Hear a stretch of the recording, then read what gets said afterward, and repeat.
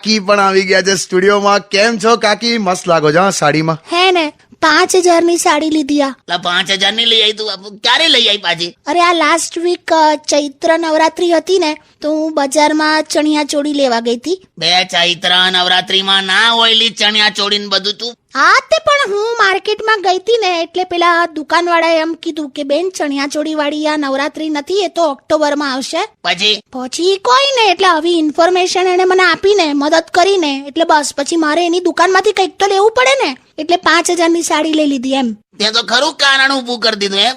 તો તમને શું વાંધો છે? લઈ લીધી તે લઈ લીધી, હવે પછી થોડી પાછી આપવાની હોય. This is one time investment. શેનું વન ટાઈમ લીવ? આ તો કઈ લોખંડ નો કબાટ લીધું છે? જો તું છે ને પીએફ માંથી ઉપાડે છે ને, મારે હું બહુ ગરીબ માણસ છું. શું ગરીબ? ખરેખર જો આ જો મારા મોબાઈલમાં આ એરપ્લેન મોડ આવે ને એની જગ્યાએ સાયકલ મોડ આવે. જો જાઓ ને યાર.